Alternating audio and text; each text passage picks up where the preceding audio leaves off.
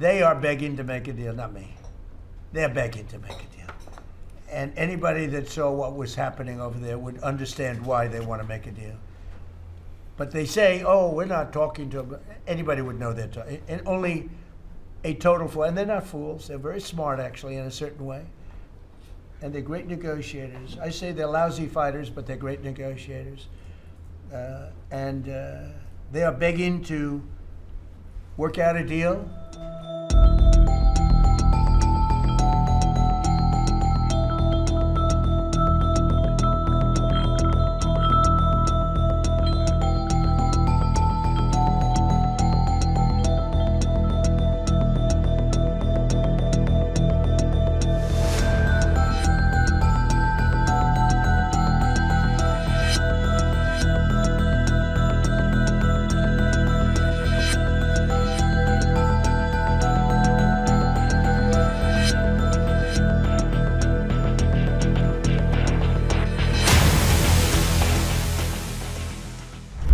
Are you all ready? A lot of media, as usual.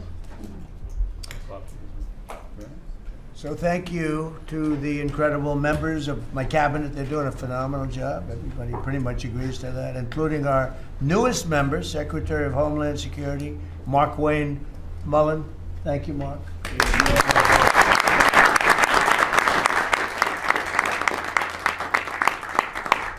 And we all know him very well, and he was a very popular senator, very effective senator. Effective probably being the more important word. JD, don't you think? Yes, sir. And we wish you a lot of luck. Thank you. I think you do fantastically well. Congratulations to you. You have an amazing family that were here yesterday in the Oval, sworn in. His family's amazing, so thank you very much. We're now on day 41 of the disgraceful Democrat shutdown of Mark Wayne's department. Congratulations. You came into a department that's shut down by the radical Democrats. Right? But Democrats are really punishing the American people. I saw today on one of the shows where they were interviewing people at the airport, and they're all angry at the Democrats. They're saying, they're actually angry at Schumer. I didn't think anyone knew his name. One woman said, that Schumer is disgraceful. He's a disgrace to our country. But they're angry at the Democrats. They know what's happening. But they're punishing the American people, including travelers at airports, all in the quest to return to open borders and give amnesty to illegal alien criminals. They want to give amnesty to some of the criminals that came into our country, just about all of them, actually, if you look at it. They love sanctuary cities, which is a sanctuary for criminals.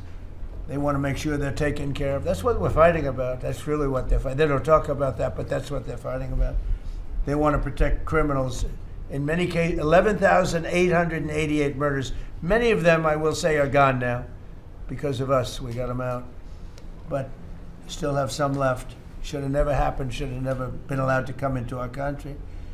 But we're not going to let it happen. We're not going to let the Democrats get away with this stuff, and people are wise to them. So they need to end the shutdown immediately, or we'll have to take some very drastic measures. This morning, I want to give an update on the Operation Epic Fury, which is an appropriate name because we are absolutely obliterating them.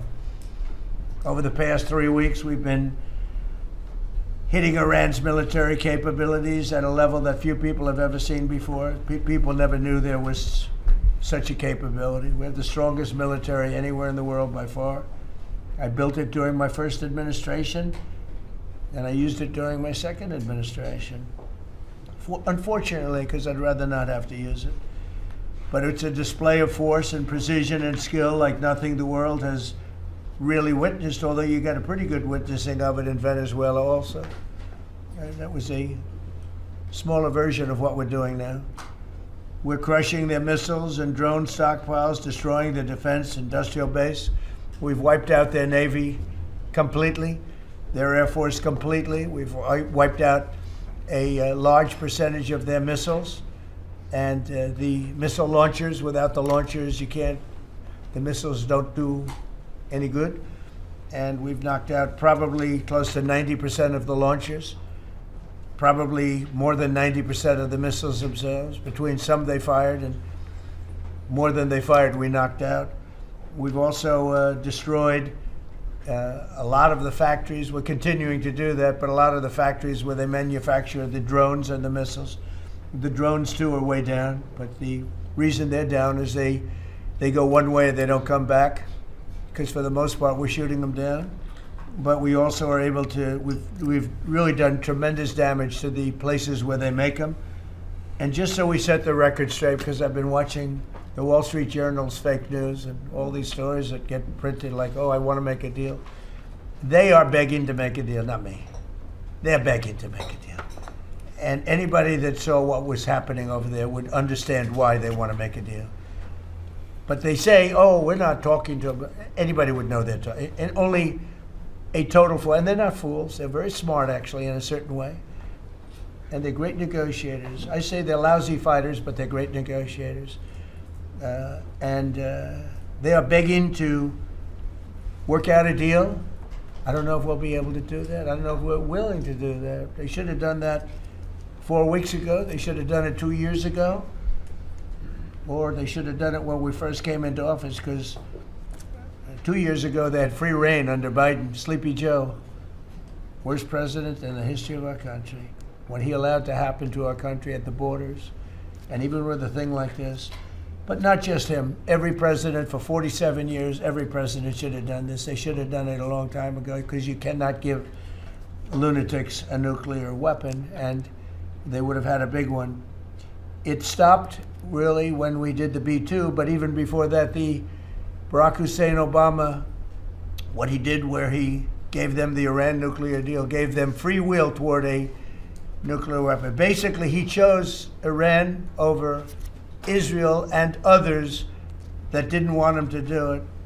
But I terminated that deal. Had I not terminated that deal, you would have had a nuclear weapon years ago, and it would have been used, guaranteed. And one of the reasons you know about the guarantee is because their neighbors were sort of like bystanders. They weren't involved very much. They didn't choose heavy sides. They didn't want to, because people were concerned with Iran. There was a big black cloud over the Middle East. They were concerned, but all of a sudden the war starts, and they start shooting at these five, in particular, 5 countries. They start shooting at Qatar, Saudi Arabia, UAE, Kuwait, Oman. They start shooting at them, and everybody was shocked, including us. You know why? Because they're sick, and they had a plan to take over the Middle East. And some of those missiles that were shot at them were locked long before we even started this process. They were locked and loaded and aimed at those countries. They wanted to take over the Middle East. But we happened to come along, so it wasn't so easy. So right now their Navy is sunk in the largest elimination of a foreign Navy that has taken place, maybe ever, but certainly since World War II. Their Air Force is gone. Their anti-aircraft and communications capabilities are totally dismantled. And one of the problems they do have when they deal with us is we deal with people, and the people aren't able to communicate with anybody else. So, because all of their leadership has been gone. The first level is gone, and they met to pick a new level, and they're gone. They're all gone because they didn't make a deal, and because they're sick people. They're really sick. They're really sinister, sick people.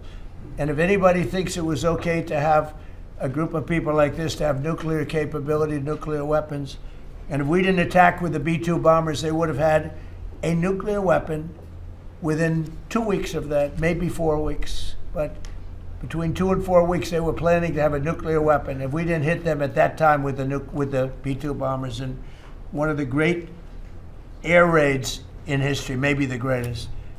Dark at night, no moon, no light. Every single bomb hit its mark and just obliterated that place. So it's now buried deep under earth. And it was an amazing thing. But they would have a nuclear, and they would have used it without question. And you know that because why did they shoot all these countries that weren't even really involved with them? They weren't involved. They had no big problems. Because they're sick, because they want to take over the Middle East, not just Israel.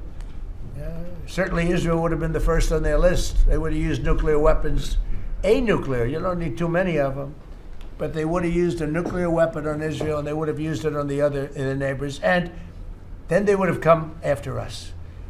And if we had a weak president, they would have done great damage. But fortunately, you don't have a weak president. I knew what was happening. And I think we've been proven right. You know, they took one missile, went 2,500 miles. They supposedly didn't have a missile like that. They had no missile with that capability. But they shot the now famous Ireland, the island that the UK was very afraid to give us because they didn't want to get dragged in. But we don't want to get dragged into their wars either. You know, it's one thing we're very disappointed. I'll say it publicly. We're very disappointed with NATO because NATO has done absolutely nothing. And I've always said, 25 years ago, I mean, I was somebody that wasn't a politician, but I was always involved in politics and I understood politics. I said 25 years ago that NATO's a paper tiger, but more importantly, that we'll come to their rescue, but they will never come to ours. And I want you to remember that we said this. They didn't come to our rescue. Now they all want to help. When they're annihilated, the other side is annihilated, they said, we'd love to send ships. They actually made a statement, a couple of them, that we want to get involved when the war's over. No, it's supposed to get involved when the war's beginning, or even before it begins. We had the UK say that we'll send, this is 3 weeks ago, we'll send our aircraft carriers, which aren't the best aircraft carriers, by the way. They're toys compared to what we have. But we'll send our aircraft carrier when the war is over. I said, oh, that's wonderful. Thank you very much. Don't bother. We don't need it. And we don't need it, and we don't need them. We estimated it would take approximately 4 to 6 weeks to achieve our mission, and we're way ahead of schedule. If you look at what we've done in terms of the destruction of that country, I mean, we're way ahead. Think of it, they have no Navy, and they had good ships. 154 ships have been shot down and are resting very nicely at the bottom of the sea. And we did that in a matter of less than a week. Because we have the greatest military in the world by far, nobody even close. So we estimated it would take approximately 4 to 6 weeks to achieve our mission. 26 days in, we're extremely, really a lot ahead of schedule. The Iranian regime is now admitting to itself that they have been decisively defeated. They're saying to people, this is a disaster. They know it. That's why they're talking to us. They wouldn't talk otherwise. But they're talking to us because they've got a disaster in their hands. They're defeated. They can't make a comeback.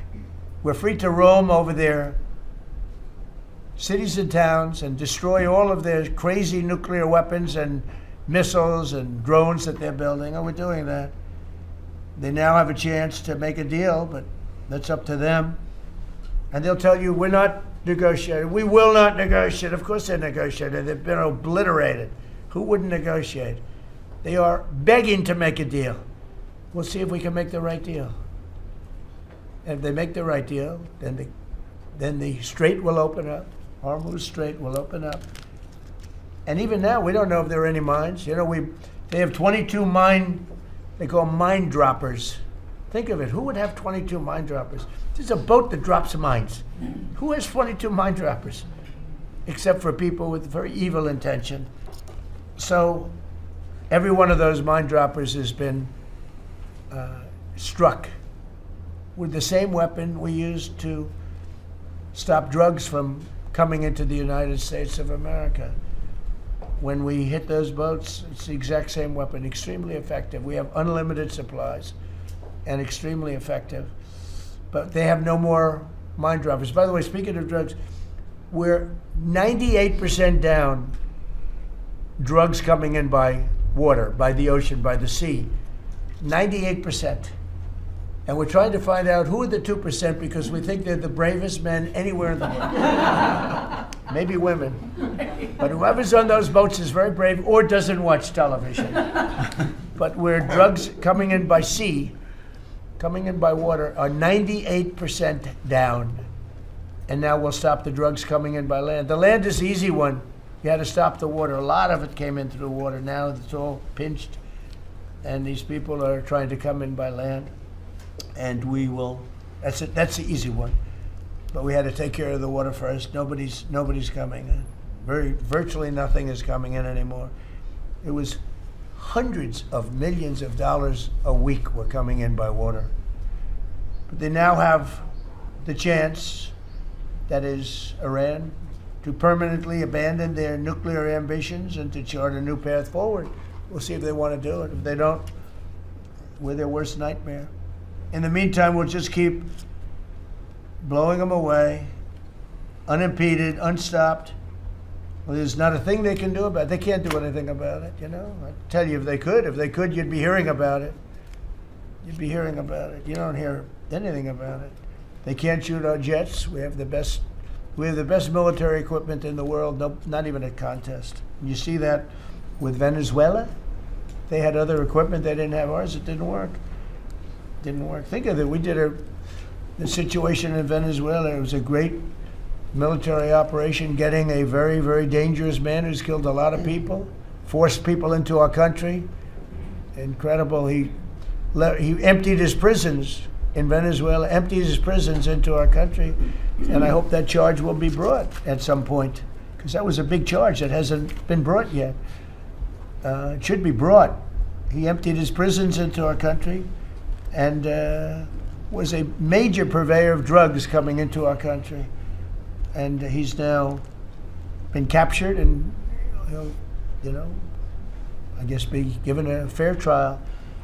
But I would imagine there are other trials coming, because they've really sued him just at a fraction of the kind of things that he's done. Other cases are going to be brought, as you probably know. In the meantime, with Iran, we're going to keep doing what we've been doing, and nobody's a match for the United States, but they're not a match for the United States. It's small potatoes. That's why I'm so disappointed in NATO, because this was a test for NATO. This was a test. You can help us. You don't have to, but if you don't if you don't do that, we're going to remember. Just remember this in a number of months from now. Remember my statements.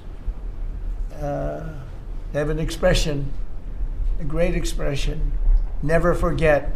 You can never forget. So as we end threats to America abroad, we're focused here at home on building the greatest economy in the history of the world. Now, before this started, the Dow hit 50,000. The S&P hit 7,000. Both of those achievements were not achievable. Every one of you, most of you, I guess, said you'll never hit 50,000 during a 4-year period because it was too high a number. Well, we hit it in our first year. And I said, well, now we have to take an excursion to Iran, and we have to stop this maniac who's no longer with us. The supreme leader wasn't so supreme, no longer with us. It's very sad. But we have to stop him from blowing up the world, blowing up the Middle East, and blowing up our country, and we did that. And frankly, I thought the oil prices would go up more, and I thought the stock market would go down more. It hasn't been nearly as severe as I thought. I think they have confidence in maybe the American president and maybe the people sitting around this table.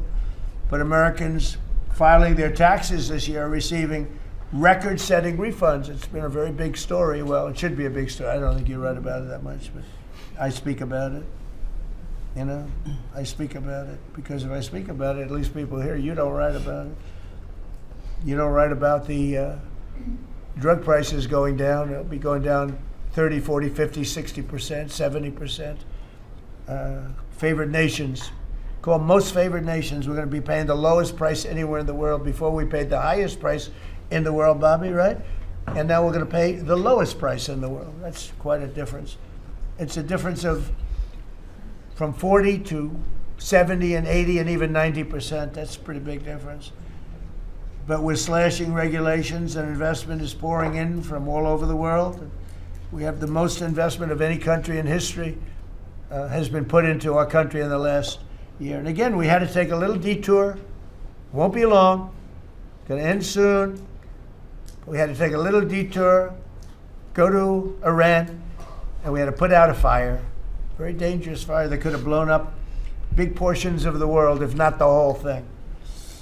So tomorrow we'll be announcing a variety of actions that we're taking to support American farmers, who we never forget. We love the farmers. We gave them $12 billion out of tariff money. We had a tremendous amount of tariff money come in. And we continue to have. We've gone, as you know, the Supreme Court gave us a very unfortunate, foolish ruling. A ruling that gives the people that have ripped off our country for many years, gives them some money back. But it's one of those things. It's a terrible, terrible, horrible mistake they made, but it's okay because we have another method that's just as good. We'll use the other method. But because the tariff money has been so substantial, we gave our farmers who have been mistreated by some countries, we gave them $12 billion, and they're extremely happy, and they deserve it. They've been great. They never complain. They just go out and they farm, and they wouldn't do anything different. They wouldn't trade jobs with any of you, except maybe some of the fake media. I don't know. Somehow I don't see that. I like their job better, actually. I love the farmers. So we gave them $12 billion. So in just a few moments, Treasury Secretary Scott Bessent will discuss the actions that we're taking to address energy prices, which have not gone up as much as I thought, Scott, to be honest with you. And, you know, it's not over, so maybe it'll go up a little bit more. It's all going to come back down to where it was and probably lower. And my predictions have been right. Trump was right about everything. They have a new hat. Trump was right about everything. It's pretty right. But Scott's going to address that. And I think before we go very much further, I want to ask Vice President J.D. Vance to say a few words about where we are with the situation. He's involved with Steve and with Jared on negotiations, and then some of the others will speak. We'll have Marco say a few words. Pete Hegseth, who was born for this role. I mean, he's doing a great job. They gave him a hard time. And now people, I'll tell you, somebody came up to me yesterday, gave you a very hard time, said, you know, I made a mistake. Pete Hegseth is doing a good job. So when I tell you who, you're not even going to believe it. He said, Hegseth, he gave you such a nasty hard time, but you're doing great. And then Steve is going to speak, and Scott will speak last. And if we have any questions, we'll take some questions. You may have questions. I doubt it, but you may have some questions. So, JD, please. Yes, sir. Well, thank you. It's good to see everybody. Proud to be part of this team. Proud to be serving the president of the country. Let me just say a couple things. The first of all is the president summarized this very ably.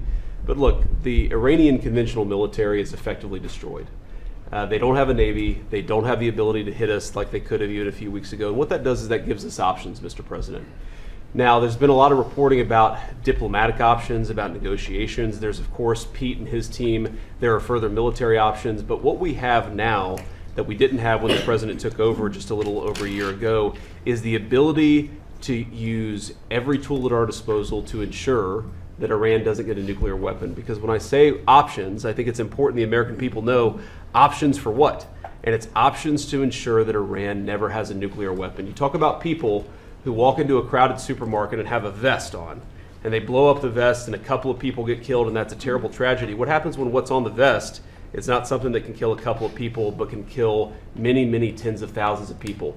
That is the most important American national security objective that exists for any administration at any time, is you don't want the worst people in the world to have a nuclear weapon. That's why the president is doing this. That's why the president cares so much about this particular issue. I'll let Steve talk a little bit about the details of the negotiation, but the last thing I'll say before I turn it over to Marco is I'm very mindful, of course, that we have a lot of folks overseas fighting very ably for the United States of America. I know Pete and the whole team, we're very proud of them, but they're fighting at a time where we are about to enter as Christians the most important week of the Christian calendar, the Holy Week that celebrates the return of Jesus Christ to Jerusalem. And so I want to say to all of my fellow American Christians, but particularly those serving in the Gulf, that I wish you all a very blessed Easter, a very blessed Holy Week, and we continue to stand behind you and continue to support you every step of the way. Thank you, sir. Thank you very much.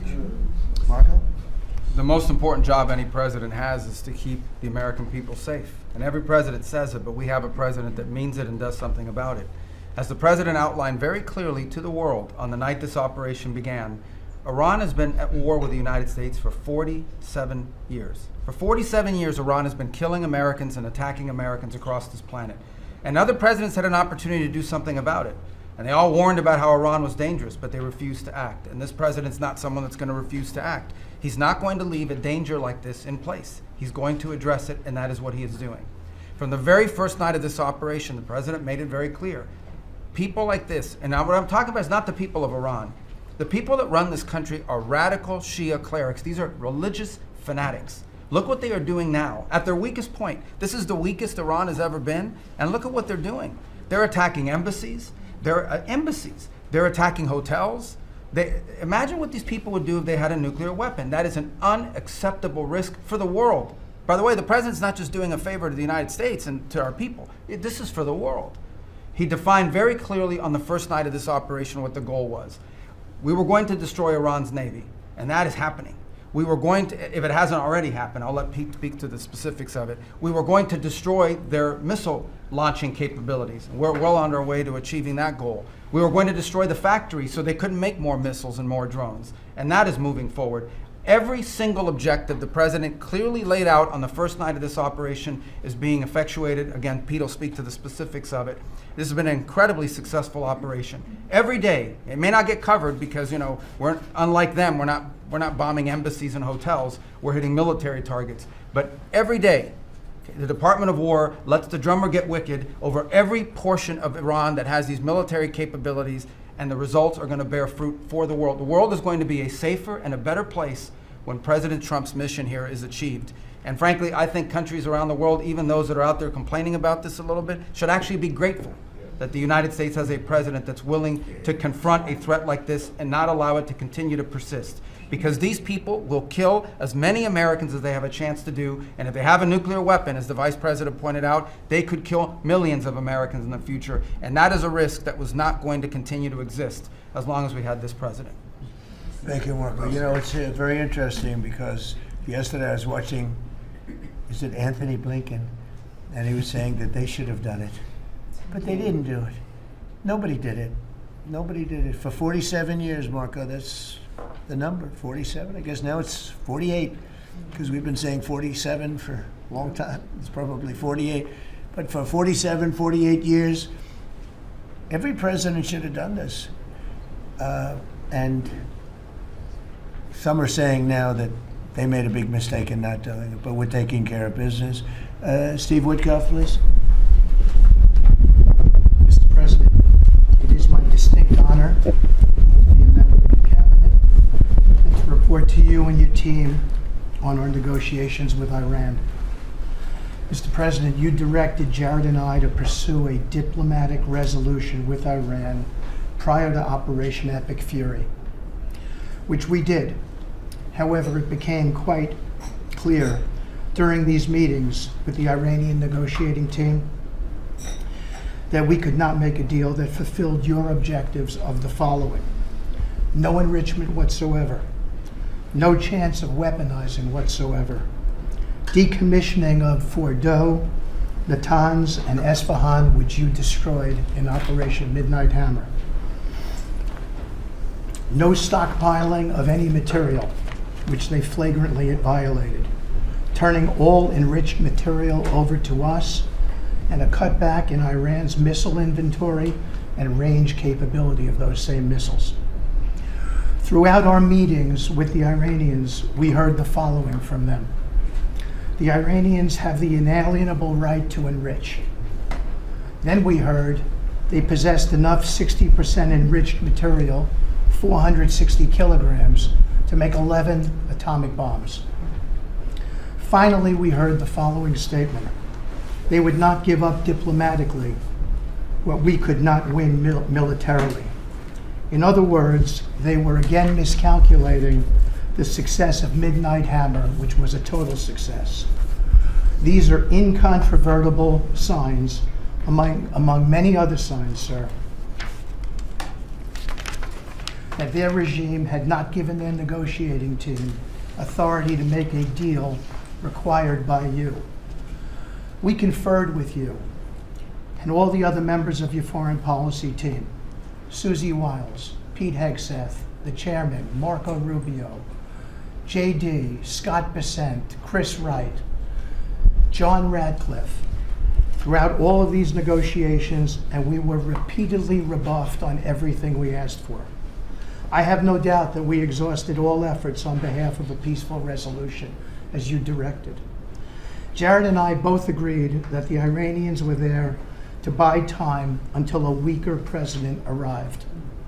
This was a flawed strategy, as your clear direction was to never allow Iran to obtain a nuclear weapon today or any time in the future.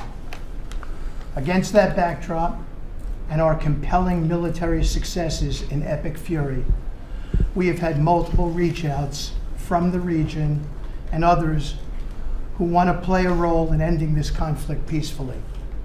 I can report to you today that we have, along with your foreign policy team, presented a 15-point action list that forms the framework for a peace deal. This has been circulated through the Pakistani government, acting as the mediator.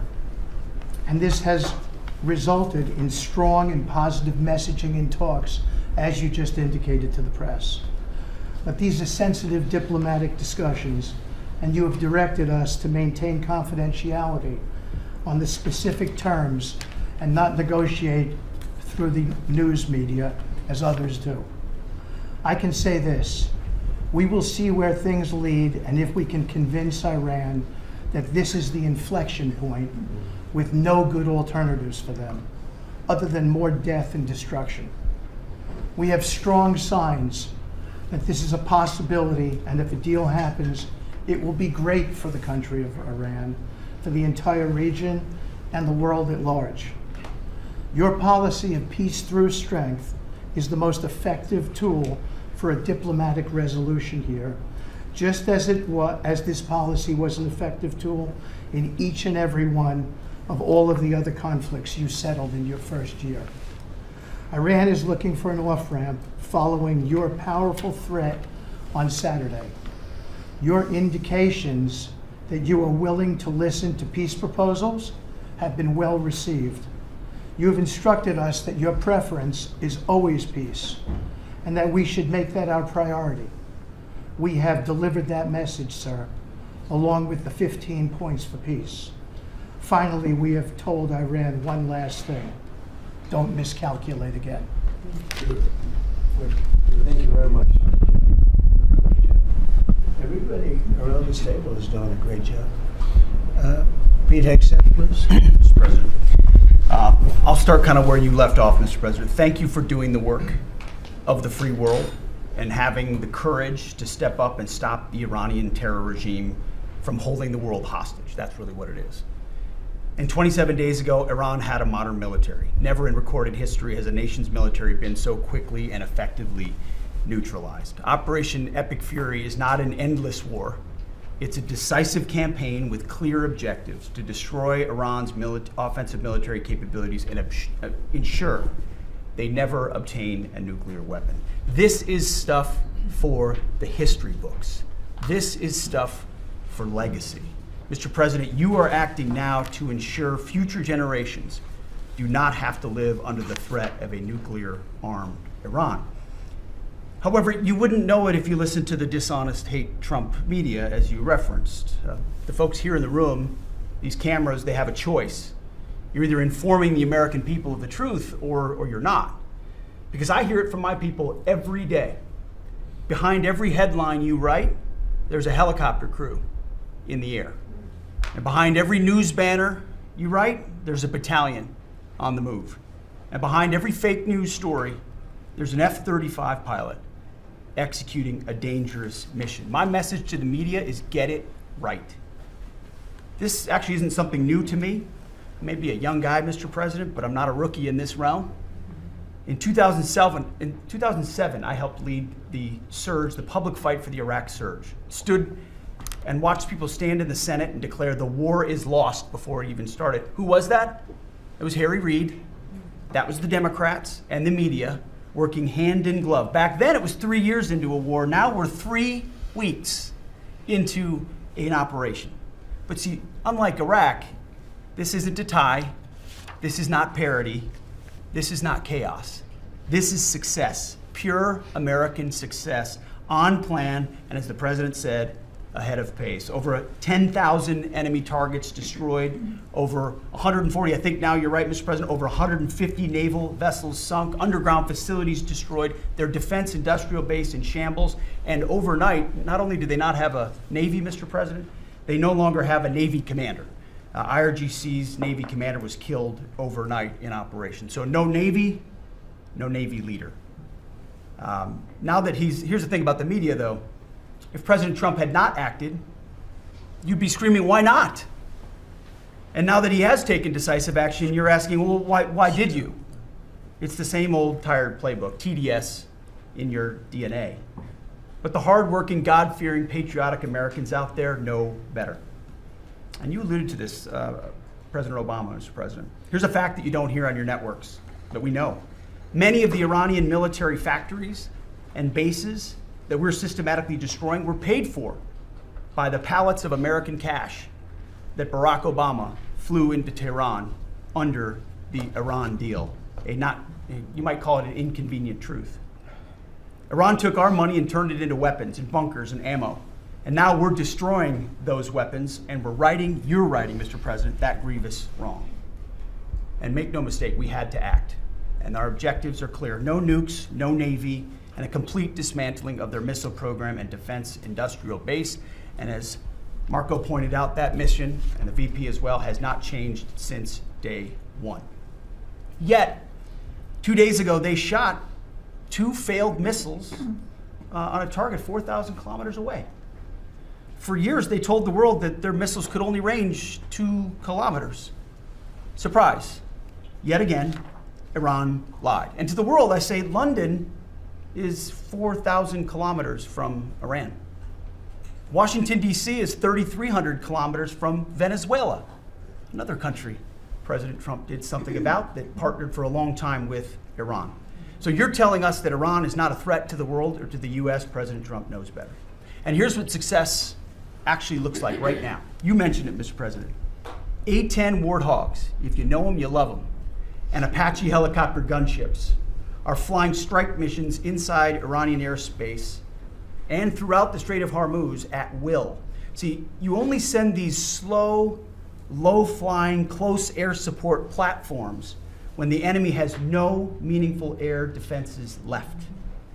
Their presence is proof that Iran's air defenses are gone. Their command and control is shattered, their top leaders hiding in underground bunkers, while their mid-level commanders are being crushed in the field, the morale of their fighters plummeting, and we see that disconnect daily. They're privately admitting, as you said, Mr. President, very heavy losses. We know that. President Trump has given us a clear mission. Our capabilities are only going up and Iran's are plummeting. We are here to win, and we're full speed ahead. So, Steve, we appreciate your efforts. We pray for a deal, and we welcome a deal. And we have the ultimate deal maker to make it happen.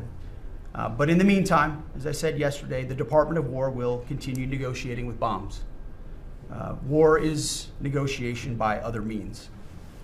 And finally, I want to thank our incredible troops, our pilots, crews, sailors, refuelers, air defenders, the absolute best of America, the real 1% of our country. This president, President Trump, has your back. And I know this cabinet prays for you every single day, and we ask the American people to do the same as they continue in this mission. God bless. Thank you, Mr. Thank you very much. It's great.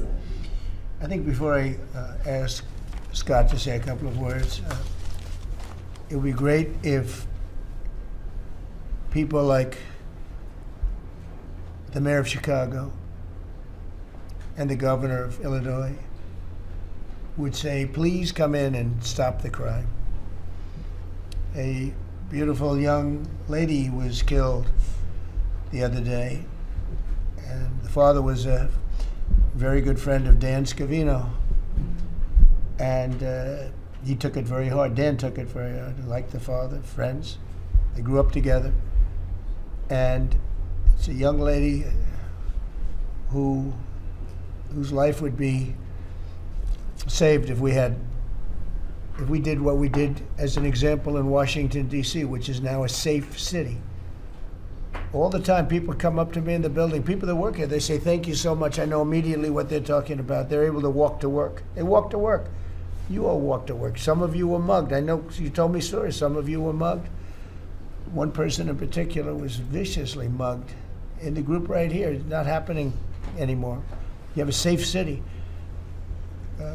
Louisiana, the governor of Louisiana called me, could you help me with New Orleans? They just had the Mardi Gras. He said it was the safest Mardi Gras we've ever had. Sounds terrible to say. No murders. You know, it sounds like, who would say this? No murders, but they always had murders. They had a lot of crime during Mardi Gras. He said virtually no crime. We had the troops down there. Memphis, Tennessee, I just got back. We were there. Crime is down 75%. In a short period of time, we're there 5 months. We could do that for Chicago. We could do that for New York. We could do that for LA. And we could do that for, frankly, San Francisco. I know they have a mayor who's trying very hard. He's a Democrat, but he's trying very hard. But we can do it much more effectively because he can't do what we do. He can't take people out from the city and bring them back to the country from where they came, where they were in prisons. They were allowed to go in prisons. They were drug dealers, the highest level drug dealers, murderers, 11,888 murders. We do things that they can't do. I had friends calling me up from San Francisco. Could you give him a chance? I said, absolutely. If you want, we'll give him a chance. And he's trying. He's doing okay, but we could do much better. We could make it a lot safer than it is. San Francisco, a great city, was a great city, could quickly become a great city again. But, you know, they're going very slowly. I tell my friends they're very substantial people. They're in a certain business where people have made a lot of money. I don't know, I hope that lasts. But they have a tremendous potential. It was one of the greatest cities in the world. Now it's got a lot of crime. And the mayor is really trying. Again, a Democrat trying. And I spoke to him. He just wants to have a chance. And I said, we'll give you a chance. But we can solve it very quickly. This young lady would be around today if we were around, because we have nobody coming through our border. I mean, literally for 9 months, it's zero. It's hard to believe that number can be possible because millions of people came in through Biden. But nobody even tries. We don't have the caravans of thousands, 25, 30,000 people pouring into our border. They come up in caravans. We don't have caravans anymore. There's no such thing anymore. It's a name that I think I developed, but somebody developed it, but I think it was me. I thought it was an appropriate name. Thousands of people would come up and just barge into our country, totally unchecked, totally unvetted. And this man came in, Dan, right? And he came in through the ridiculous open border of Biden. If we were there, the election was rigged, what are you going to do? Came back, big comeback. But if we were there, we wouldn't have had people coming through. It's amazing. You know, it's so easy now because everyone knows they're not getting through. We don't have any caravans. Once they know that, when it was easy to come through. When I heard that they had an open border policy, I said, boy, this is going to be, I couldn't believe it. But when it was actually, you know, it dawned on me because I had built 1,000 miles of wall and we were finishing up some and he didn't want to finish it up, Biden. I said, they really do want to have an open border. And we got it finished.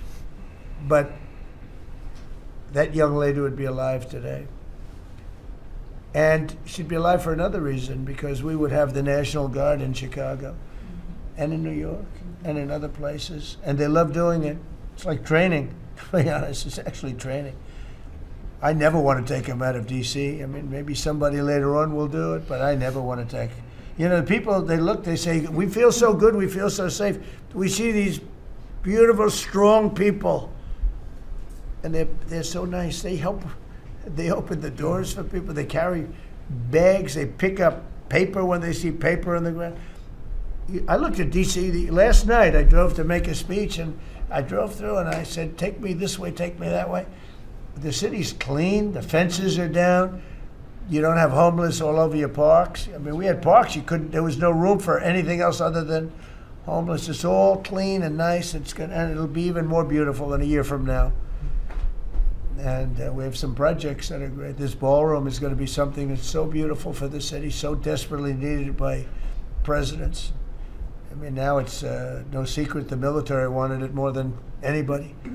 It was supposed to be secret, but it became unsecret because of people that are really unpatriotic saying things. But doesn't matter.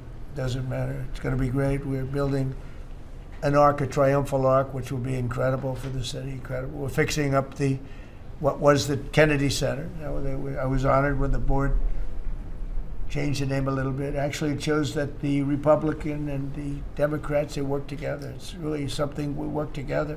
So I think it's a great symbol, actually. But we're doing a lot of work. That building's ready to fall down. It's in terrible shape. We're closing it. We're going to open it with a bang in less than 2 years. It'll come in under budget, ahead of schedule. That's what I do. It won't be like the Federal Reserve that's costing $4 billion or something thereabouts. Think of it, $4 billion. You know, it's amazing. I said to the group before, I said, everything I do, I get sued. I build under budget, ahead of schedule. I get sued over a ballroom that's going to be the most beautiful ballroom in the country, so desperately needed. You won't have to have tents sitting on the wet White House lawn. If it rains, you get wiped out to honor the president of China or the president of France or the president of somewhere. You could have the greatest. We get sued by the National Trust for Historic Preservation. They don't know what they're doing. Then I just found out we got sued by that group and another group, I guess, on the fixing up of again, I'll use the old name, Kennedy Center, because they're not fixing up Trump Kennedy. It's going to be beautiful when you add the name Trump. But we got sued, and all I'm doing is fixing it up. We're fixing broken marble. We're putting on a roof because it leaks like a sieve. We're fixing steel that's broken. It's the same building, same exact building. We're fixing it. It's going to be beautiful. It's going to be so beautiful and safe. It's actually unsafe. You had some of those columns on the outside that were painted a fake gold. Now we painted them a beautiful white color, beautiful cream white. It's beautiful. Everyone said it's so much more beautiful now. Instead of a cheap, you can't imitate gold. See, I'm a gold person. It's all real stuff. You can't imitate it. Someday they'll discover a paint that will look like gold, and the guy's going to be the richest man in the world. But you can't imitate real gold. It just doesn't. That's 24 karat, which is what this building deserves. But think of it. I get sued because I'm fixing up the Trump Kennedy Center. We're going to make it gorgeous and safe. We're fixing new windows, new this, but just all fix up. I got sued by preservationists. But you know who they didn't sue? The man that took this beautiful Federal Reserve building. That's small, much smaller than the hotel I built. I built the Waldorf Astoria Hotel down the road. And it was a beautiful job for $201 million. It's bigger, I think, than the Federal Reserve building. And it's got rooms and bathrooms, and it's not like just an open office space, which is much cheaper to build. Think of this. I hear he's going to be over $4 billion for a little building. He doesn't get sued by anybody but me. I sue because it's either somebody's very crooked, which has to be, because what happened to all that money? You can't sue. I would have done that building for $25 million.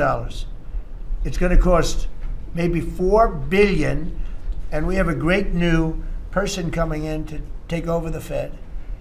And Kevin may not ever have an office. Because I don't know if they're going to be able to build. I passed that building the other day. It's a see-through. You know what see-through means? There's no walls up. And they're going to spend. But the National Trust for Historic Preservation, which is a joke, by the way, they didn't sue that building. They didn't sue anybody. But they sued me, and I build. And by the way, my buildings, it's all donations.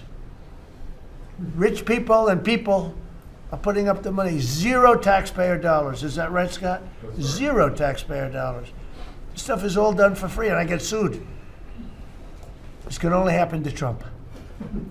But they don't sue the guy whose interest rates are too high. That's why we call him Too Late. His name is Jerome Powell. We call him Jerome Too Late Powell. And done a terrible job. he suffers from Trump derangement syndrome, as he probably should, because I hit him pretty hard. But so I don't blame him. But they don't sue a man who has taken this gorgeous building, ripped it down from the inside, taking ceilings that are as beautiful as you've ever seen, taking the ceilings down instead of leaving them, taking walls down that were 2 feet thick of solid concrete and plaster, replacing them with 6-inch walls with no insulation. I said, let me ask you, are you going to put insulation in? No, it's not in the budget. Oh. Insulation costs $5. Now you're going to hear the guy next door. If he's next door to me, I'll be able to hear his military plan. I'll know exactly. If Lutnick is in there, I'll say, oh, I know exactly what Lutnick's got planned. It's the craziest thing I've ever seen. They've ripped this gorgeous building apart, and you can never build it again. I could, but it costs a lot of money. But a normal person can never build. So you're going to have crummy little walls, a flat little ceiling eventually, but right now you don't have anything. And nobody sues this guy. And then when Jeanine Pirro, working with Pam and others, has the courage to sue to find out what happened to maybe $4 billion and a building that may never be occupied by Kevin Warsh. He may never get there. We're going to have to find him some space in the White House. We'll put him in the basement of the ballroom. But when, now think of it, when Jeanine Pirro and Pam and the group, when they bring a suit, it's like, oh, this terrible thing. And then we have a judge that attacks us. So we've got to get our priorities straight. You know, it's a very sad thing that's happened with the Fed. And then just one other thing very quickly, you have Gavin Newsom in California Railroad. That's 100 times over budget. It's out of control. It was supposed to go from the middle of San Francisco to the middle of LA. Well, now it stops way short of both. It now goes into areas that nobody ever heard of. It's billions and billions of dollars over budget, years and years, maybe decades late. And that's why we have a country that has a lot of problems. You know, we have incompetent people. It's all people. Think of this, Federal Reserve, I would have had that building done for $25 million. I would have, if I did it, if it was up to, somebody else would have done it for more. So maybe 50. But you could have done that building, if it was properly done and planned, you would have done that building for, I would have done it, for $25 million, and it would be better. It would be better. See this pen right here? This pen is an interesting example. It's the same thing. So this pen is very inexpensive, but it writes well. I like it. But I can't have the pen the way it was. You know what it is. I don't want to give them too much publicity, but they do treat me well. Sharpie. So I came here, and they have $1,000 pens. And you know, you hand pens out, you're signing, and you hand them out. You're handing them to all these people. Sometimes you have 30, 40 people. And they were $1,000 a piece. Beautiful pen, ballpoint. 1,000. It was gold, silver, gorgeous. But I'm handing out to kids that don't even know what they are. What is this, Mommy? It's kids. They're getting a pen for $1,000. They have no idea what it is. And I feel guilty because I'm like, you know, I'm by nature, I don't, you know, it's the government. I love the government like I love myself economically. I want to save money. So I'm saying, this is crazy. And it had another problem. They didn't write well. So I take it out and I sign, and there's no ink. And I got all you people looking, and you're saying, there must be something wrong with Trump. And I'm signing, and there's no ink in the pen, and it costs $1,000. This one, I called the guy. I said, I'd like to use your pen, but I can't have a gray thing with a big S on it saying Sharpie. As I'm signing a $1 trillion airplane contract to buy brand new fighter jets, brand new B-2 bombers, of which we just ordered plenty. I can't do that with the press. Use your pen, but I like the pen the best, but I'll sign it. I could do like Biden did, you know, give it to somebody else to sign, or an auto pen, or maybe sign it separately in another room, but I can't use your pen. He said, well, I can make it nicer. I said, what can you do? He said, I'll paint it black. I said, that's nice. And I can even paint the White House on it, sir, if you like, in gold, almost real gold, not bad. And I can even do your signature, sir. And by the way, this was not staged. I just saw the pen sitting there, and I thought of this as an example of how $25 million spent by me at the Federal Reserve Building would be a better job than $4 billion that they're spending. And you know, one of the things that Kevin Walsh told me, he said they ripped down the nicest building. I don't know what building they're talking about. They ripped down a building, Scott, right? Kevin Walsh said it's the most beautiful building in Washington. He said the most beautiful space. They ripped it down. Why did they do that? I don't know. Do you know what he's talking about? Is it true? Yes, sir. They ripped it down. We have a moron at the Fed. Who wouldn't be lowering interest rates right now? But I want to thank Janine Pirro and Pam and her group for having the courage to bring this suit. And I believe that the contractor on that job is probably one of the richest men in the country right now. I believe that it's not possible to spend that kind of money. 3 billion, 4 billion, nobody knows, nobody has any idea what it is. But it's over 3 billion, and it's probably going to be over 4 billion by the time they finish. And it may never get finished. Unless I take it over, I'll get it finished. But it can never be what it was. It's never going to have those beautiful ceilings. It's never going to have those incredible walls. The walls were 1.5 feet thick of solid masonry. They ripped them down for no reason. And I just gave you the story. And just to finish on this one, so I told that story to somebody that said, yeah, but it's not the same thing. I said, you're right. This one is better. It writes. So the guy said to me, you don't have to pay me, sir. I'll give them to you for nothing. I said, no, I don't want that. Let me pay you. I want to pay you. No, sir, you don't have to. You're the President of the United States. He was shocked. The head of Sharpie gets a call. I don't even know who the hell he is. He said, is this really the President? He said, no, you don't have to pay me, sir. This is such an honor. I said, nope, I want to pay you. And he said, what would you like to pay? I said, how about $5 a pen? He said, that's all right, whatever the hell we agreed to. Peanuts. As opposed to 1,000. And these were $1,000 pens. And we were giving them out. Sometimes, you know, you were there for signings. I'd have 30, 40 people standing behind me. I'd give out 40 pens to people. Then somebody would say, could I have a couple extra? This way I go like this. Here, you want 5? Here, I'll take 5. But the bottom line is, they're better pens. It's a business story. So for $5, could be 0, but for $5, I get a much better pen than for $1,000. And I can hand them out, and actually they become hot as a pistol, so what can I tell you? Yeah. With that, could I give it to, please, a man who's done a great job at Treasury, Scott? Good luck, Scott.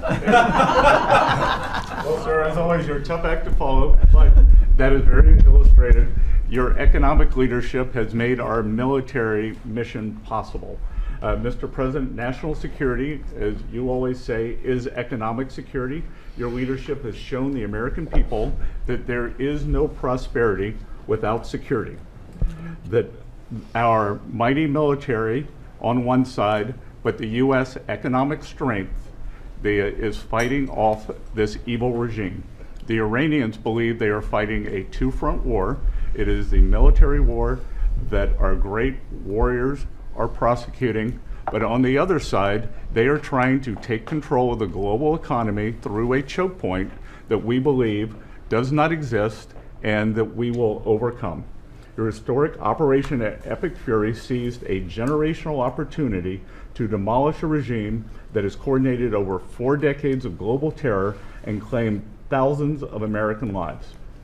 Many people, especially the Democrats, underestimate the will of the American people for short-term volatility for 50 years of safety that we are going to have on the other side of this. And I believe energy prices will be lower, inflation will be lower before we had the appearance of security, which is not real security. Now, the American people and the world will have absolute security. Through your maximum pressure campaign, Treasury has worked to uncover all financial lifelines to the regime and cut them off. You gave that order last March. This was not something that happened overnight. This is something that has been contemplated for almost a year. The Iranian financial system collapsed in December. We have systematically weakened Iran's ability to fund operations and procure weapons, and that required months of preparations. Threats to American national security have no place in the global economic system. The oil market is well supplied. We have taken actions to ensure oil supplies stranded at sea are made available to the global market. Your bold actions like the Development Finance Corporation's Maritime Reinsurance Program in conjunction with Central Command will soon provide shippers through the Gulf region with a level of security we have never seen before. Mr. President, we are starting to see more and more movement in and out of the Gulf today, and this is more than yesterday, and this is the beginning.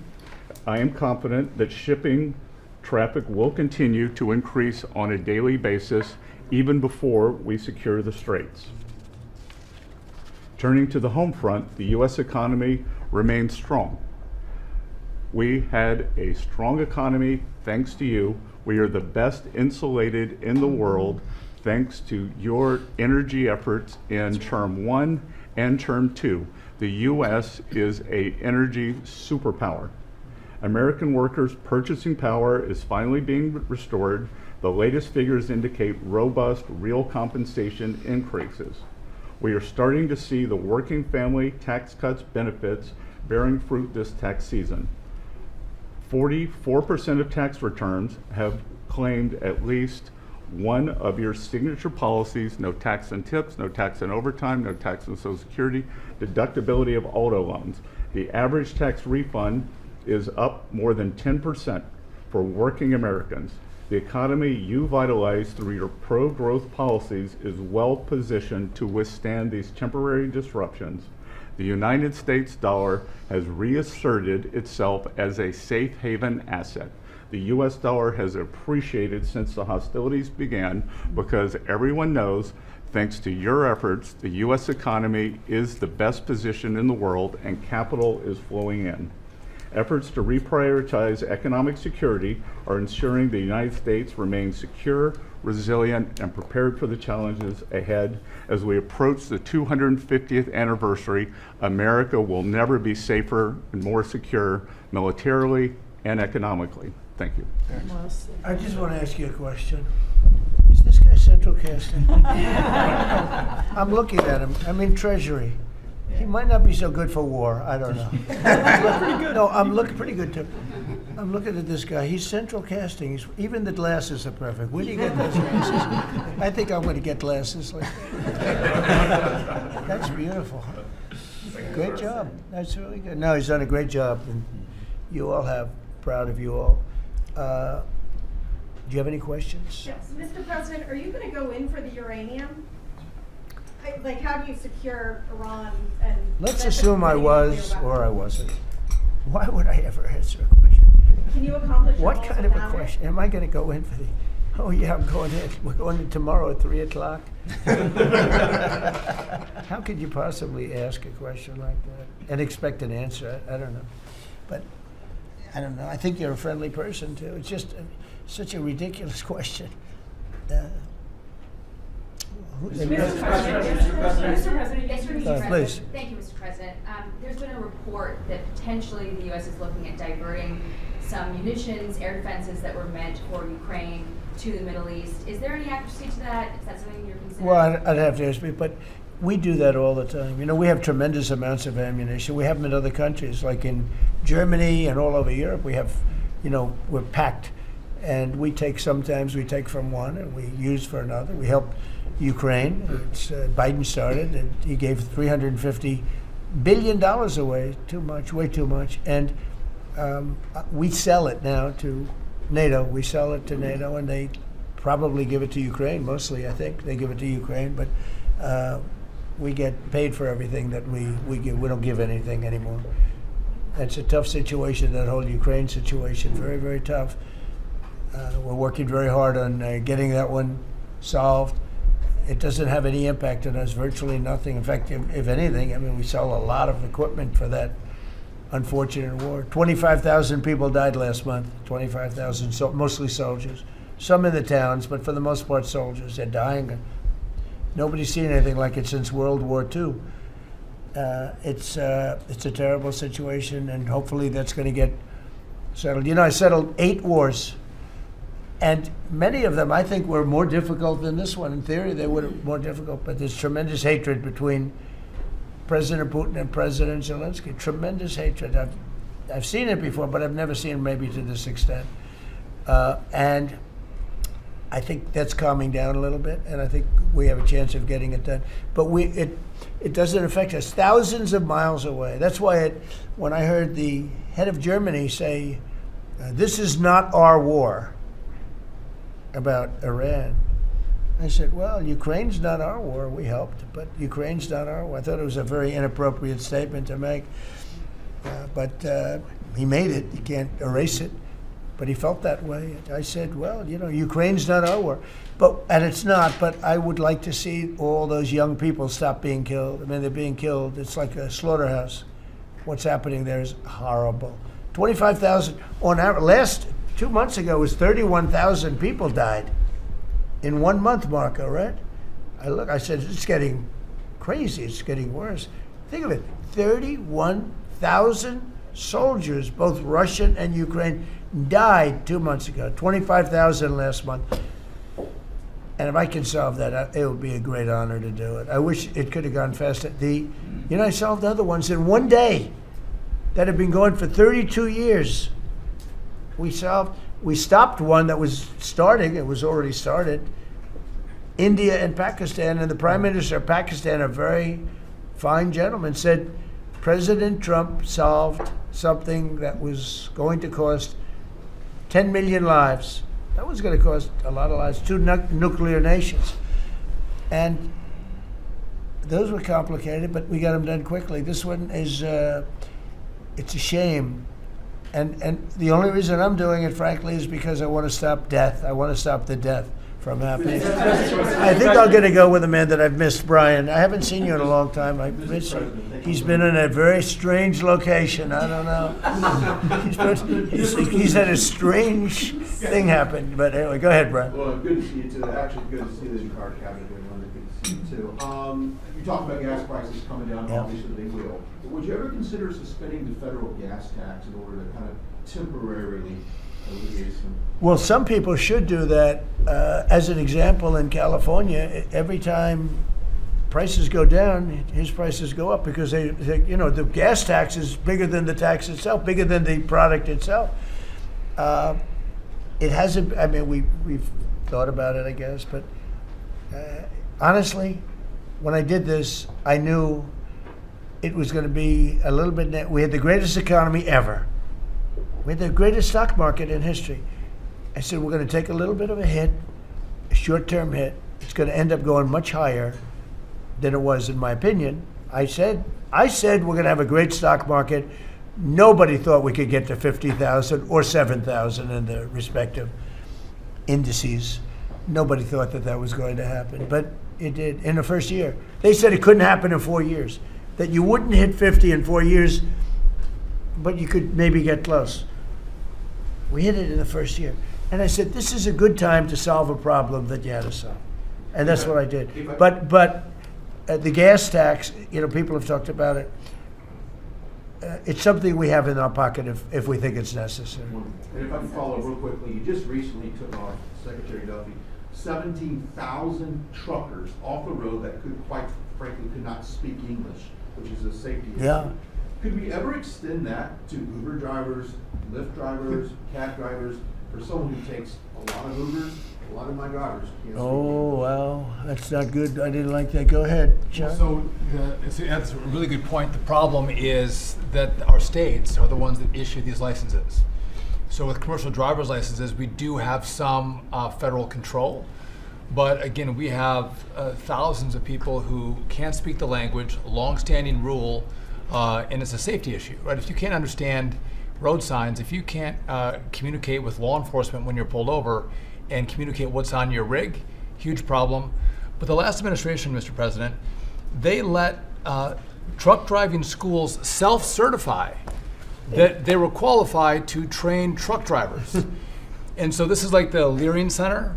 So you pay $800, and you get a certificate that you passed a CDL driving school, and again, they have no skills. They don't have the knowledge, and they don't have the skills. They haven't gone through any of the testing, and then they get licenses, and they're killing Americans on our roads.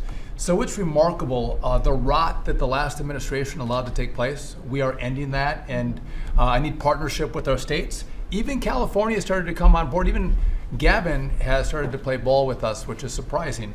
Not all the way, a little bit of ball.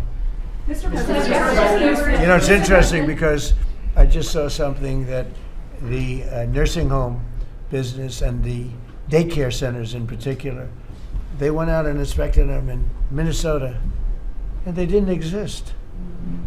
They're knocking into, it happens to be a young man, Nick, nice young man. He's done a very good job. They're knocking on doors. It's like homes. And they're getting hundreds of thousands of that. They didn't exist. And in California, it's worse. It's even worse. And I spoke with Russell Vogt. I said, Russell, don't send them any money. He said, but we have a court order that we have to. Can you believe it? A judge. The judges are really hurting this country. Our judges, Justice Roberts doesn't like when I say it, but the judges are really hurting this country. And frankly, the justices, the Supreme Court, has really hurt our country too. Mr. President, do you have a new deadline, given that there are some talks now? Do you have a new deadline before taking? No, I'll announce it. I mean, right now, you're talking about a deadline for doing some pretty big damage, even bigger than we've done. We'll see. Look, we have very substantial talks going on with respect to Iran, with the right people. You know, I told you about a present, right? Steve, can I reveal the present? You can do anything you want, sir. They said to show you the fact that we're real and solid and we're there. We're going to let you have 8 boats of oil, 8 boats, 8 big boats of oil. This was 2 days ago. And they'll sail up tomorrow. That was 3 days ago. And I didn't think much about it. And then I watched the news, and they said, a very good anchor, actually, happened to be Fox. But I watched it, and he said, something's unusual happening. There are 8 boats that are going right up the middle of the Hormuz Strait. 8 big tankers are going loaded up with oil right through. And I said, well, I guess they were right, and they were real. And I think they were Pakistani flagged. Yes. And I said, well, I guess we're dealing with the right people. And actually, they then apologized for something they said, and they said, we're going to send 2 more boats. And it ended up being 10 boats. All right. I hope I haven't screwed up your negotiations, but I thought it was appropriate to say, because I did taunt you the other day by saying they're going to give us a present. There were 2 illegal immigrants who were arrested at San Francisco airport for ignoring deportation orders. At the same time, as you highlighted, really great reception from American travelers for ICE agents. Is there a PR aspect of this that can allow future deportations to go on with less protesting, less outrage? Yeah, it's amazing, because by putting ICE there, look, the press was very unfair to ICE. So was everyone else. These are great American patriots. They have a tough job. They have to find murderers and take them out of our country. I wouldn't want to do it. You wouldn't want to do it. Most people wouldn't want to do it. They do it. And, 11,888 murderers. And that's murderers. That's not drug dealers. That's not lots of other things. It's not people from mental institutions. Entire jail populations were released from major countries and let into our country through the open border. And ICE has done an amazing job. I wouldn't want that job. It's a tough job, dangerous job. So what happens is, by putting them at the airport, and I did say, do me a favor, take off your masks, and they did. For that, not for when they're looking for some, cold-blooded killers and they're in the net, but for that, and they did. They took them off. And the passengers, I see the interviews of people, they're saying, these are nice people. One person said, he's a very strong man. But he's a nice guy. He grabbed my bag. He helped a woman with a bag that she couldn't lift. And I'll tell you, I don't want to use the word rehab because there was nothing to rehab, but rehab from the press, because the press is so tough on him. And these crooks in Minnesota, these crooked politicians and dirty cops. They're dirty cops, they're dirty politicians. Waltz is a dirty, crooked politician. The Attorney General is a crooked guy. He's no investigations, and I hope JD's going to do a great job. He's in charge of it now with somebody who's very talented. But I think it's easy stuff. They say $19 billion, think of it, is missing. $19 billion. If we would solve half of the fraud problem, Pam, in this country, we would have more than a balanced budget. We'd have a surplus. And in the case of Minnesota, it's very Somalia-oriented. Think of it. These people come from a crooked country, disgusting country, one of the worst countries in the world. Acknowledged to be one of the worst countries in the world. Some people say it's the worst. They have no money, they have nothing. They come to our country, low IQs, and they rob us blind. Stupid people. And they rob us blind. Because we have crooked politicians and we have dirty cops. The Attorney General's a dirty cop. It's my opinion. It's only my opinion. And something should be done about him. Let's see what kind of job he can do. Yesterday you said that you hate Iran mail-in ballots. Excuse me? Should Iran be able to charge a toll for the Strait of Hormuz? They're charging some vessels to go through. Oh, yeah. Well, should they be able to? I mean, they shouldn't be able to, but they're doing it a little bit. I don't know. Look, their capability is a lot less than it was 2 weeks ago. And with every week and every day, frankly, it gets less and less. All I can tell you is they're begging to make a deal. So let's see what happens. We may make a deal. Tell me about mail-in ballots. Go ahead. You mean I used a mail-in ballot? You probably said, yeah, I did. You know what? Because I'm president of the United States, and because of the fact that I'm president of the United States, I did a mail-in ballot for elections that took place in Florida because I felt I should be here instead of being in the beautiful sunshine taking... You were in Palm Beach, sir, the last few weekends. That's right. And I decided that I was going to vote by mail-in ballot because I couldn't be there because I had a lot of different things. But we have exceptions for mail-in ballots. You do know that, right? So if you're away, we have an exception. If you're in the military, we have an exception.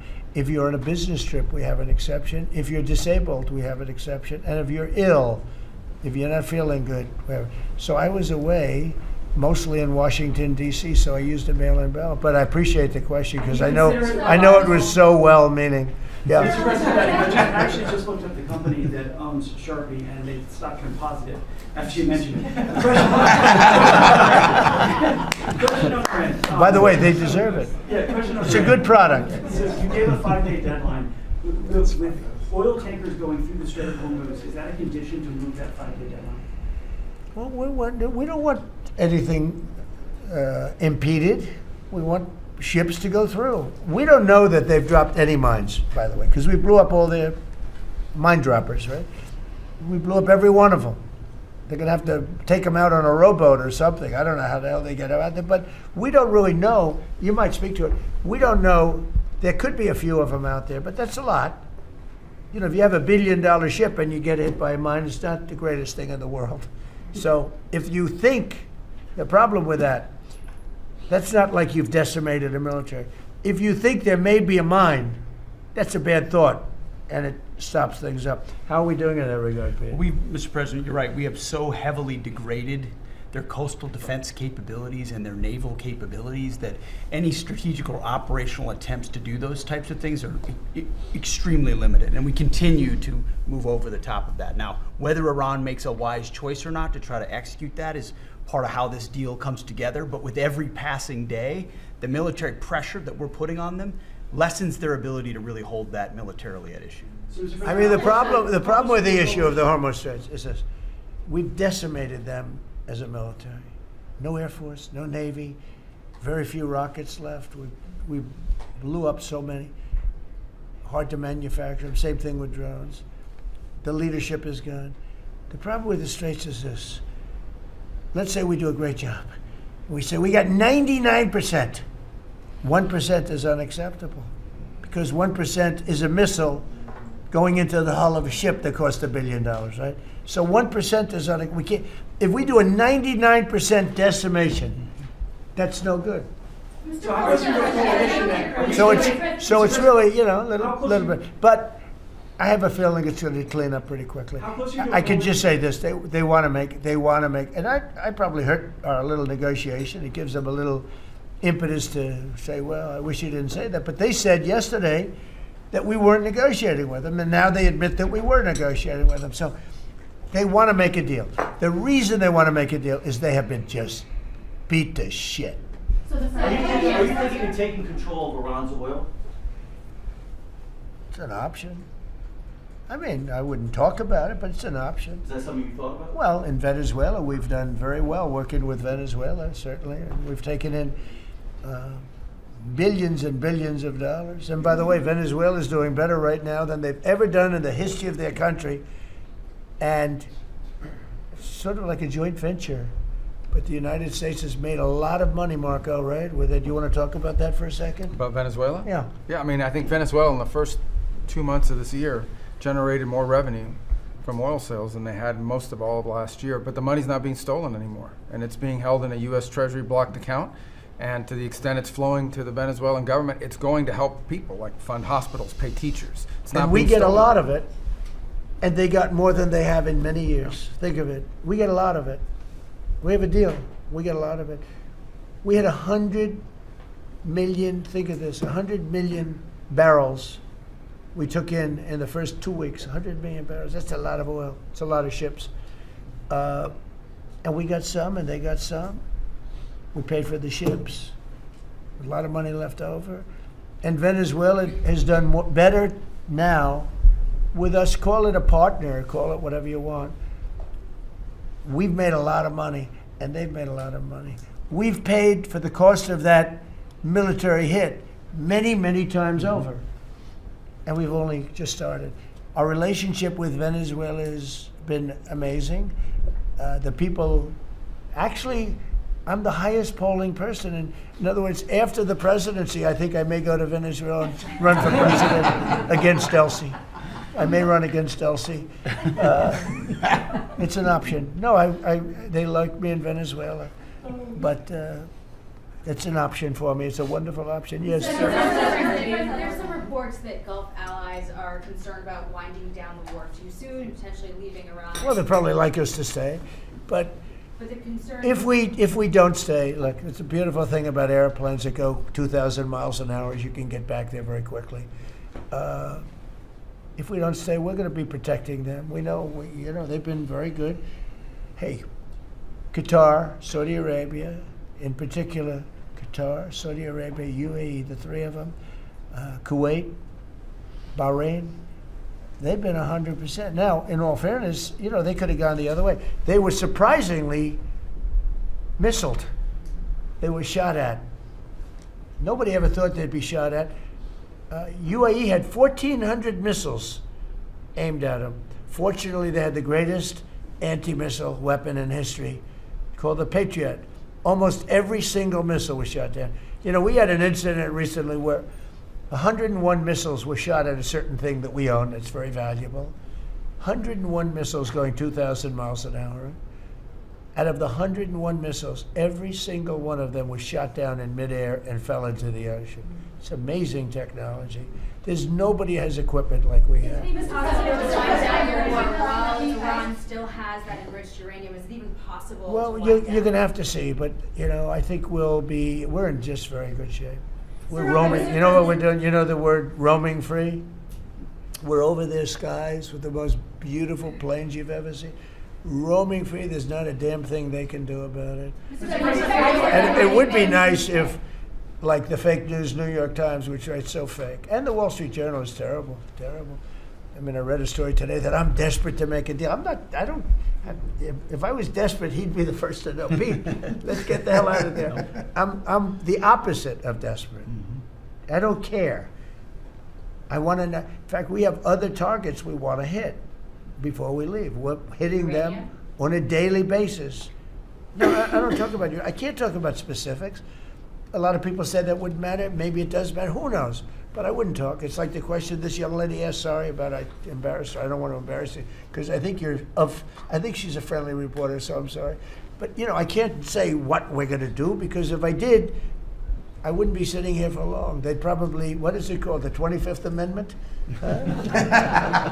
They'd institute the 25th Amendment, which they didn't do with Biden, which is shocking. The question is Venezuela safe enough to leave the region? Because Steve said that they've got enough uranium to make 11 bombs. That's a very scary thing. So well, it's again, I can't talk to you about that. You're asking me a question. You're essentially saying, will I go in and do something?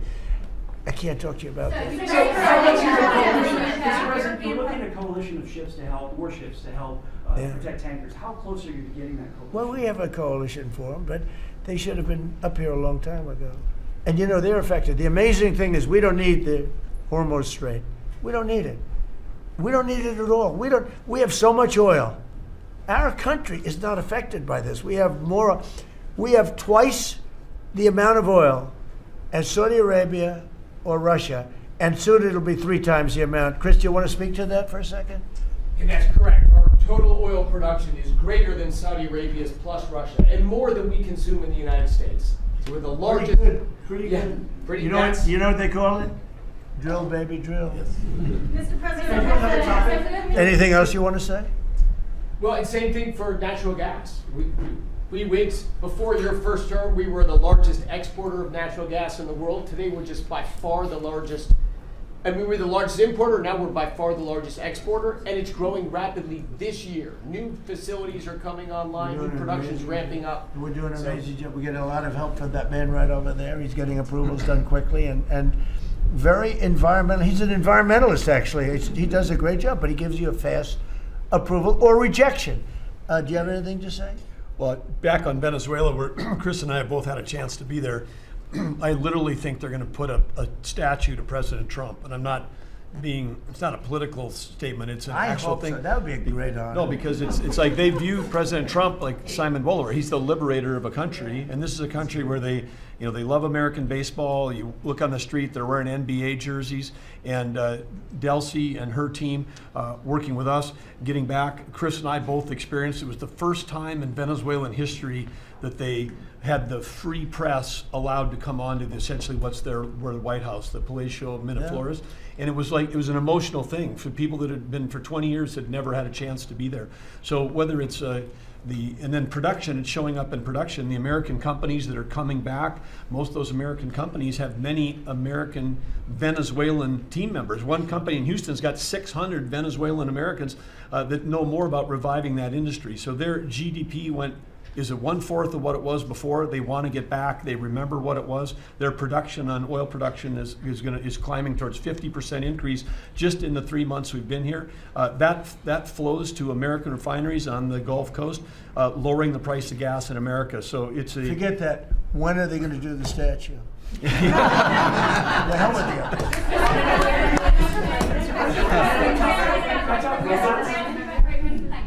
You've been really honest about how disappointed you are in Sir Keir Starmer, particularly in relation to Iran. So I'm curious about your phone calls with him, how easy they might be. And also, were you surprised by... Are we talking about Starmer? Yes. No. And are you surprised by how weak... I think he's a lovely man. I do. I think he's a lovely man. But I think he did something that was shocking. He didn't want to help us. And maybe in particular that country, we were the longest bond, the longest ally. Australia too. Australia was not great. I was a little surprised by Australia. I wouldn't say anybody was great other than the 5 countries in the Middle East. We never really had very much support.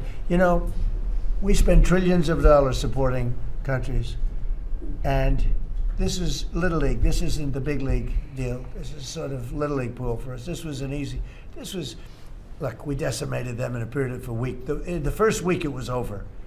In the first few days, it was over. I think the Navy took us 3 days to essentially annihilate it. They weren't there. So if there's ever a big one, which I hope there's not, but if there's ever a big one, I don't think they're going to be there. And that's not fair. And we have to remember that as a country, because we spend trillions of dollars protecting Europe, protecting the countries of NATO. They weren't there for us. For small time. This is small time. You know what? Venezuela is a big deal, but it's not the big one. They weren't there. So what makes you think they'd be there if we needed them for something? And your prime minister was not there, as you know. He was there after we won. He said, we'd like to send some ships. I said, we already won. We don't need them anymore. But can you explain why he was reluctant to help? Why he what? Why he was reluctant to help with Iran? He didn't have to. I didn't ask him. I just said, just tell me no. I mean, we're always going to be there, or at least we were. I don't know about anymore, to be honest with you. I have to be honest. We were always there when they needed help. We always would have been there when they needed help. I mean, think of it. We're there to protect Europe from Russia. In theory, it doesn't affect us. We have an ocean, big, fat, beautiful ocean. But we're there to protect NATO, to protect them from Russia. But they're not there to protect us. It's ridiculous. It doesn't make sense. I tell you, a lot of people were big NATO people. I was never big. It was okay. I got them to pay 5%. By the way, they haven't paid it yet. You know that. You know, I got them to pay 5% from 2% to 5%. They didn't pay it yet. I got them to pay up to 2% because they weren't paying the 2%. Then I got them to pay 5%, which they should be at. And we had a lot of, oh, that was great, great. Oh, only Trump could do it. But the problem is they haven't paid. Because if you look at the numbers, they haven't paid yet. So we were there for them, but they were not there for us. Did we need them? No. I never thought we needed them. I was more doing a test. I said, I really would love to have you come up. Bring your boats. You can sail through the beautiful Hormuz Straits, and you can protect people that are being shot at. They didn't do it. And that's small potatoes. Do you understand what I'm saying? Yeah, I do. Go ahead. I was just going to say, does it affect the state visit with the king that you're going to have in April? Are you looking forward to that?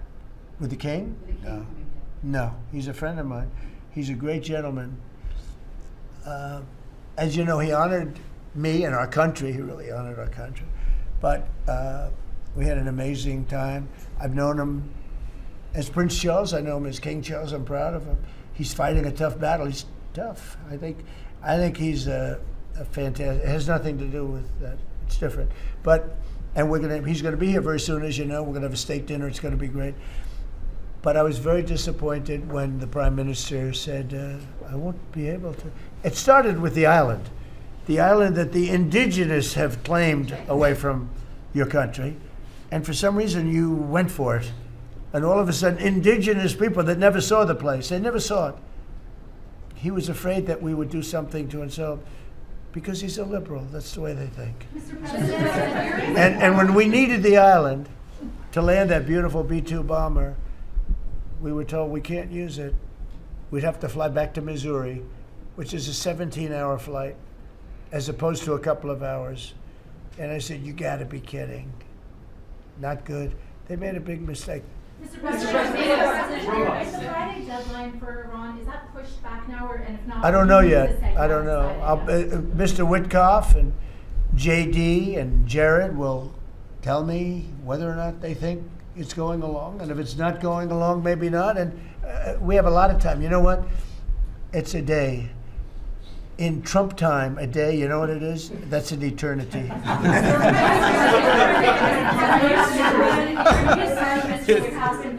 Say it, what? European Parliament just passed a major deportation plan. Some of the tenets of it are that member states can deport rejected asylum seekers to third countries regardless of whether they have a connection to it. It allows for detention periods of up to 2 years and also offshore return hubs or detention centers similar to ours. Who did this? Which country? European Parliament, and the vote was not close. It was 389 in Good. favor to 208 against. I'd vote with them, yeah. Europe is where you are now. Do you think that will move the needle with Democrats? I don't care about the Democrats. The Democrats hate our country. The Democrats are in chaos right now. And they have no common sense. You know, they have one quality that's amazing. They stick together. And it's harder because they stick together in a ridiculous policy like men playing in women's sports, open borders for everybody, including murderers and anybody else that want it. We're open to you. Come in, murderers. You know why they do that? They do that for a couple of reasons, but they do it for votes because they think they're going to vote for the Democrats. Even though I did great with the Hispanic vote, tremendous with the Hispanic vote. You know, I turned that whole thing around. The Hispanics like me and I like them. And you know, it's interesting with the Hispanics. When I built the wall, everybody said, oh, that's going to ruin us for the Hispanic. It was just the opposite. They know all about immigration and they know all about death and crime, and they're smart people and they have common sense. They wanted to be protected from the people that were coming into our country. So, you know, I won the election with a very tremendous Hispanic vote, and I think it's higher now than it was then. So we're a party of common sense. The Democrats are a party of insanity. They're a party that will destroy our country. If I didn't win this election, I believe our country would have been destroyed by now. 1 year, that's all it would have taken. If you had Kamala or Sleepy Joe, either one, it wouldn't have mattered. They're the same thing. Two sleepy people, two stupid people. I believe, and by the way, Gavin Newsom, who is one of the candidates, I believe he took himself out of the running when he says he suffers from mental disability. And a reporter said it was terrible that I talked that way about somebody with mental disability. I said, I have no problem with it, but I don't want a person with mental disability to be my president. I mean, you don't want to have a person with mental disability being your president. And Gavin Newsom said that he can't read a speech. He can't do almost anything. And then he said he's as dumb as all the people in the room. And he got accused of being a racist, which was an amazing set. I thought it was the worst interview I've ever seen anybody give. He's actually a very stupid person. So I believe he's out of the running. I think that statement, that interview, he admitted that he's a stupid person. I don't want a stupid person being president. You know, I'll say it right now. I say it because no press never reports it. I'm the only president that ever took a cognitive test. I took it 3 times. It's actually a very hard test for a lot of people. It wasn't hard for me, but it's a cognitive test. It starts off with an easy question, and by the time you get to the middle, it gets tougher. By the time you get to the end, very few people can answer those questions. They get very tough, mathematical equations and things. I took it 3 times. I aced it all 3 times in front of numerous doctors that I have no idea who they are. And I was told when I went in, they said, Doc Ronnie told me this. My current doctors were fantastic doctors. They said, well, if you take it, you know, it's Walter Reed. It's essentially a public hospital. And if you do badly, it's probably going to get out. But I aced it. I got them all right. And one doctor said, I've never seen anybody get them all right. I've been doing the test for 20 years. I want people, I would love to see anybody that's a president or a vice president or anybody that has any chance of being a president. I would like to see them take a cognitive test, because we had a man in this office that had no clue what was happening. And let me give you a little secret. He wasn't a smart man 30 years ago. And I'll tell you about President Obama. He wasn't a smart man either. I know all about him. He wasn't a smart man, highly overrated. He was a great divider. And our country can't go through that anymore, can't go through. We have done an amazing job. I had to do a little stopover. I call it an excursion.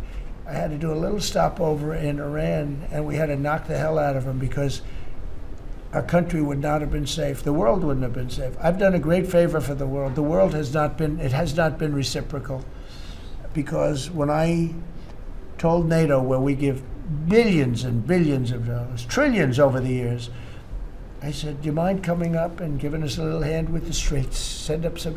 They didn't want to get involved. And I believe that's going to cost them dearly. Thank you very much, everybody.